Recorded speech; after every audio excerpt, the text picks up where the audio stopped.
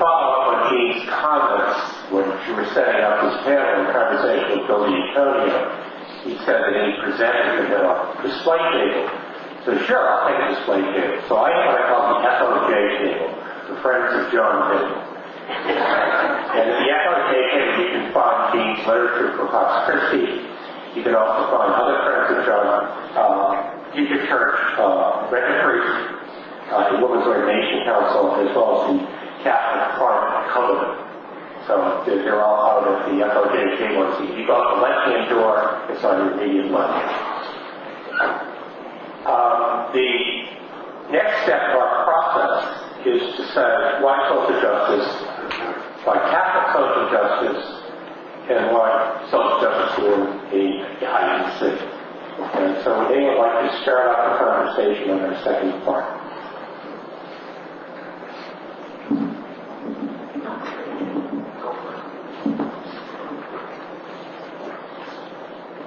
Yeah, when Bill first invited Network to talk about social justice with intentional Eucharistic communities, I was thinking, okay, how do I make the connection? And it occurred to me that you're already doing social justice. I think the social is the same as community in your name, so, and the intentional certainly is about justice. Justice is living the gospel values, which is what you're already doing. So I don't think you need a whole lot of lecture from any of us here about why social justice, but maybe in the why social justice, I have two answers for that. One is because of our faith, especially our Catholic faith. Our Catholic social teaching calls us to social justice. And the other answer is our American tradition. Our American values call us to justice. And we, as Americans, living in a country that has such influence on the whole world, I think have some obligation to work for social justice for everybody. And just along that line of being both Catholic and American, I wanted to plug one of the other things that we did. We as Network partnered with a bunch of other Catholic organizations last year before the election. Fox Christie was involved, Franciscans were involved, a bunch of other people. And we had our own convention, the Convention for the Common Good. Maybe some of you have probably heard about it. And in the process leading up to that convention, we developed our own platform for the common good. And again, these are on the table back there. And we did a kind of a consultation process with people around the country that had small dialogue groups. And we asked them to contribute to this platform by answering the question, what are the top issues of concern in your community and what do you think can be done about them? Not only by government, but also by individuals and communities. So we had about 3,000 people that contributed to those dialogues in about 175 groups. And we got all the information back and tried to put it in a format that would be meaningful. And we discovered that this is a one-page summary of what's in the platform, if you don't want to read the whole thing.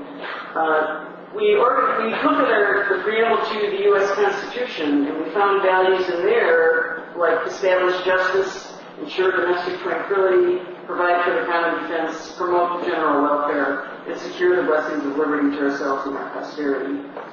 So we wrote the platform saying that we as people of faith, informed by our American values and our faith values, this is what we think it means to establish justice, provide for general welfare, and so on in the 21st century. So the why social justice is my answer would be because we're Catholic and because we're Americans. The why Catholic social justice, because we're Catholics. There's nothing Catholic about social justice. We're Catholics and we have to have a nice body of Catholic social teaching to help us. So that would be my answer to that. And I guess how you can get involved, I'll hold off on that and we can talk about that a little bit later.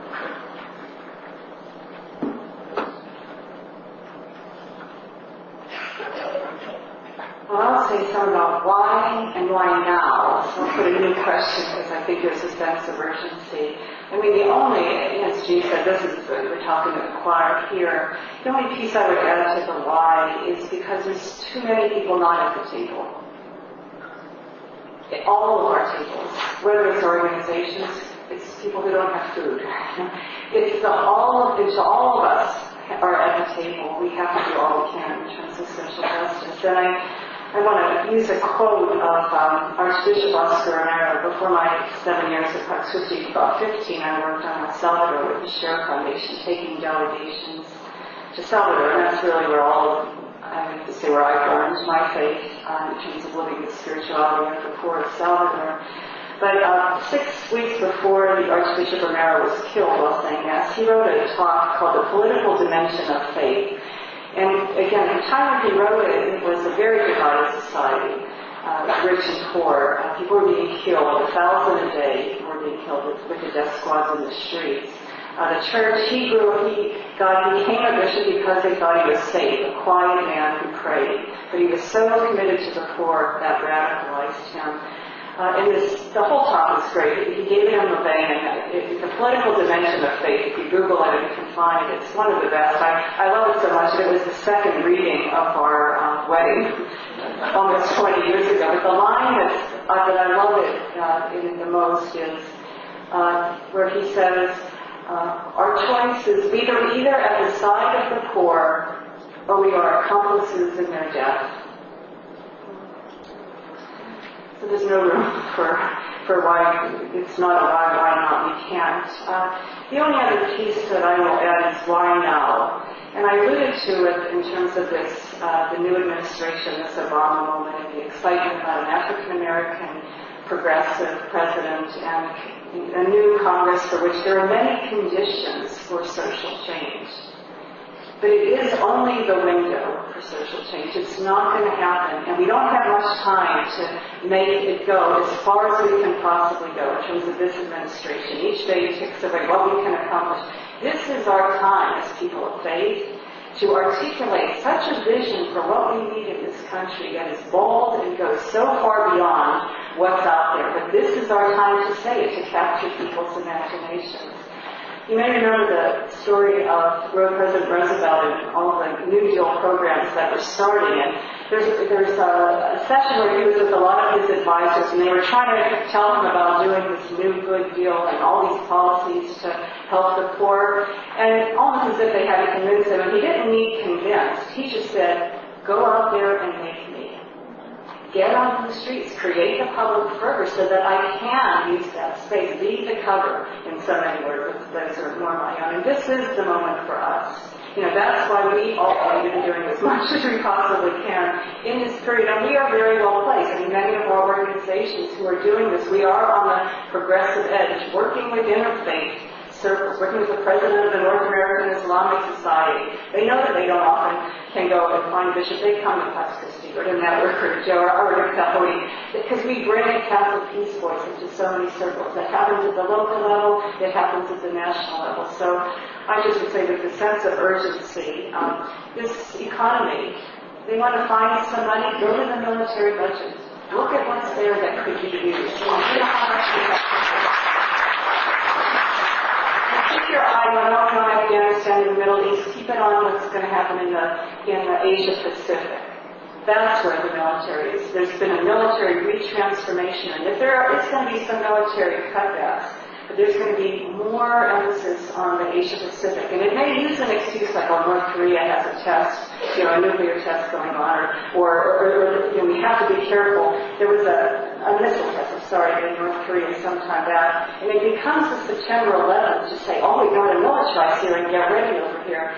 It's all about China and keeping China's markets intact. So we have to make sure all of our bases and we're increasing so that we can keep China in place. So we have a lot to do. Let's do it. Use every single moment and every single avenue we can to make this new administration, to make our church, to make more people engaged so that we can take advantage of this moment, because it may not come around for a long time. That was great. I'm going to take a few minutes now. We're sitting for an hour. I'd like to just take a couple minutes to just get up and stretch and before we resume.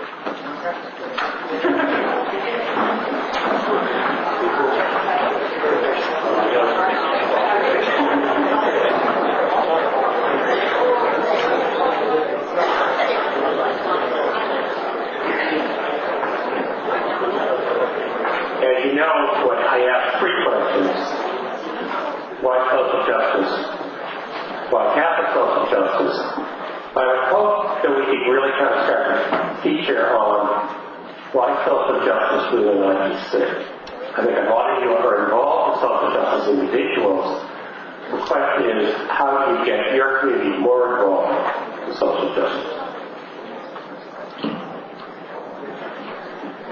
Perhaps I can offer an experience of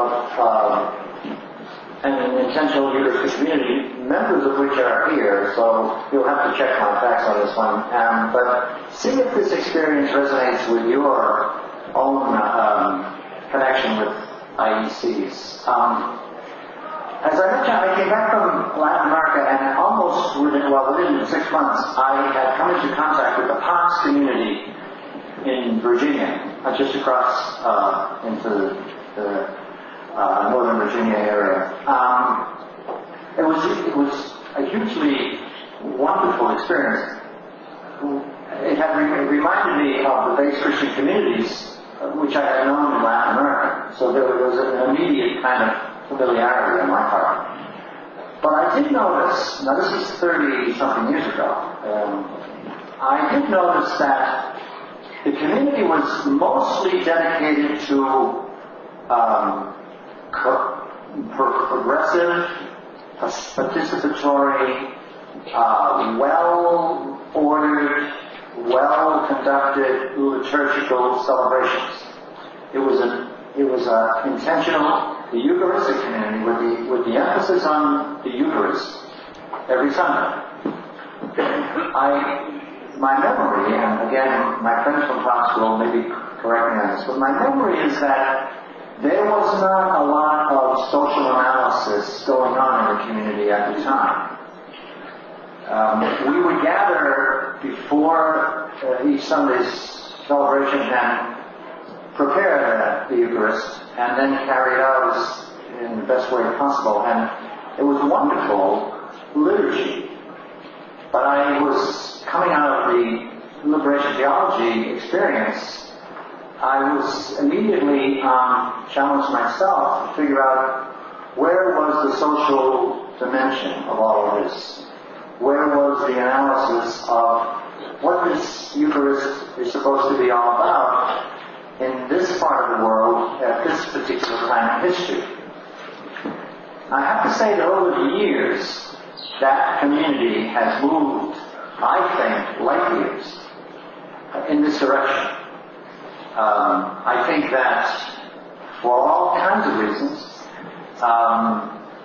that community has become very, very much involved in social justice in many, many areas of life, both direct service and advocacy for change, and indeed lifestyle questions. But I do think still that if, what Jesus said to the rich young man, there's still something lacking to you. My guess is that we do not instinctively, as North Americans, do social analysis when we are looking at our faith life.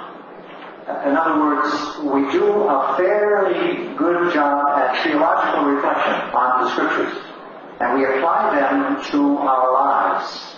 But I don't think we do the intermediary step of asking ourselves, what is this biblical passage? How does it translate into the realities of today in our world? I work a lot with American religious, women and men. And again, I find generally, this is a kind of generalization, but I find that even they are not used to the kind of almost instinctive social analysis that I found to be like the DNA of the Latin American church at every level. So I just throw that out as a little bit of not so much an answer to this question, why social justice in the IECs, but how it happens, and is it happening the way it should? Maybe we can talk about that in our give and take.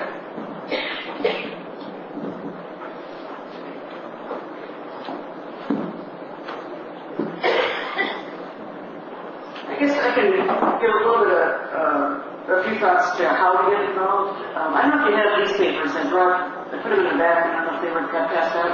Yes. It's called 8 Action Laws. Do you have this? Yeah. We use this a lot in a lot of workshops. We're talking about social justice is transforming society. And this was written by Sister Ron Miller. Some of you may know her. She's actually an economist and teaches at St. Kate's University of Minnesota. She worked for Network for a while and came up with this. And there's a little bit in the beginning there about the difference between direct service and long-term social change, which probably a lot of you know about. But then she identified 8 action rules, 8 things that people can do. You can do one of them or you can do all 8. And you can do them individually or as a group. So I think just real quickly, let me go through a couple of them. It says, the first one is some of us have to work to develop new ways of thinking and knowing. And that's the social analysis that Joe was talking about. Do that from the perspective of those who are left out of society. Number 2 is some of us have to spread the influence of the new values. Nonviolence rather than violence, simplicity rather than consumption, community rather than individualism, you should be good at that, and hope rather than cynicism.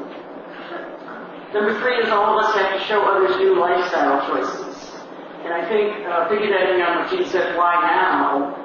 The state that our economy is in now is going to mandate that all of us look at new lifestyle choices. And I think we can be the ones to model that.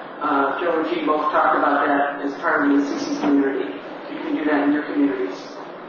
Number 4 is some of us have to initiate and nurture alternatives to the way things are now. The examples here are co-ops, credit unions, local businesses. I'm sure you can think of some more. And then number 5 is all of us need to reform our present institutions, transform our parishes, businesses, schools. You're already doing that in your parishes and your communities. Expand that out to expand your community to be your local community, the nation, maybe the world. And again, bring people who are excluded to the table. Who's excluded in your community? Reach out to them. Number 6 is some of us need to strategize and organize to move the structures of power, both corporate and political. Network fits into an organization that's trying to work with the political power. There are other organizations that try to work with corporate power. The Interfaith Community for Corporate Responsibility, the ICCR. So there's examples, and there's socially responsible investing, all kinds of things like that. Number 7, all of us need to say no to what goes in the wrong direction. You can be out there in the streets doing vigilance demonstrations, you can boycotts, you can call in and talk radio, write letters to the editor. But we need to do this, but resisting the stereotyping of we and they. That's so much of the current rhetoric, the polarization. So say no, but come up with some positive alternative. And then number 8 is all of us need to continue to struggle to live out the kingdom-centered spirituality. Challenge the dualisms at either or, and see the connections of the relationships. So I hope that you take this home and this maybe would be helpful for you as to how to get involved and do something.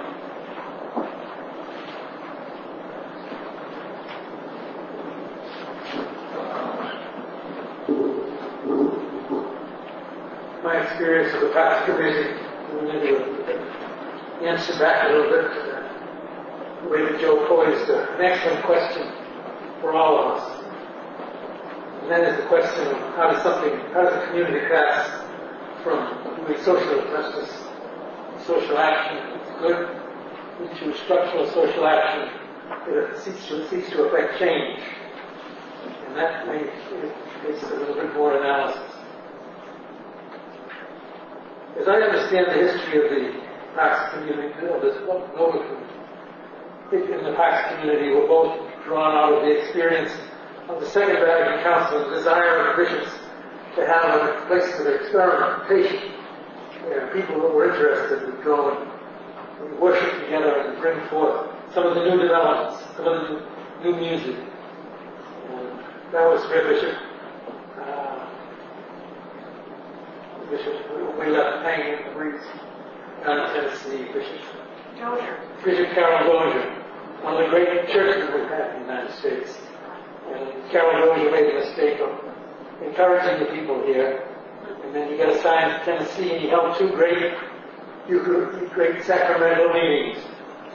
We had something like 60,000 people turn out for the 2 meetings, to which the Vatican responded, "You broke the rule." And said that 2/3 of all the people who were baptized in Tennessee, and they said, "You broke the rule." And the rest of us left in swinging, including the other bishops. The question of how we take and transform and deliberately discuss something. How are we going to decide we're going to have women priests in the Eucharistic communities now, in the near future? We have to have a mechanism for discussion. We have to have dialogue possible. And then we have to have some way of going with that dialogue. It's possible, there are many places that celebrate these days with women ministers. The first one I attended was in 1973. And we established contact, Ellie Pomeroy was an established contact with Ludmila Yavarova, who was ordained in 1970 in Czech Republic. But then, how do you take those incidents and those discussion points and have discussion with them that will take and transform a community into something where it has an anticipated battle ahead of us? And all of us shy away from that. We don't want to have it under the church circles. We also don't want to have it for the sake of what it does to young people. Young people don't like to go to church with battles. They like to. We ministered to the Good Shepherd community of Arlington for the 4 years during the early days of the Senate. The young people, the one thing that put them off was their parents would get all fired up about the battle that was going on. They were being treated terribly. And we would have discussions and meetings, and people who were fine lobbyists would scare their children away from the Eucharist. A lot of them, they had a funeral of one of the liturgists this past week. And a lot of the young people came up and are old enough now to have a perspective on me and ability to judge it. Counted one of the great formative experiences of their lives is the struggle with the Welsh Shepherd. It was a worthy struggle, and they hung in there. It was a terrible struggle, and a grinding struggle. It does things to your faith. It does it. We don't expect to have grinding battles with our bishops. We expect to be loved by our bishops. They expect to love us. That's an ideal. It happens. It hurts our faith when we come into these clashes. It's got to be done if we're going to make the transition into social justice struggles. Most of them take place in the midst of great changes in society, changes that come down with part of the community splits and goes off, and a new part of the community comes forward. It has happened in the early Acts of the Apostles. And the debate over Barnabas and what to do with Paul, how close to keep him to everybody else. Split the community, and Paul and Barnabas never worked together again.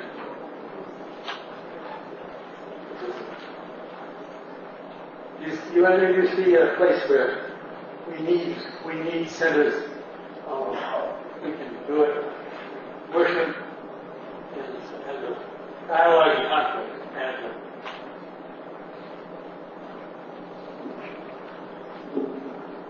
I just wanted to ask, how many of you, as your own IEC, either has done as a group social analysis, as Joe has pointed out, or has, as when we gather, has done something as a group related to social justice, whether you wrote a letter at the end of your gathering or as a group going to a vigil?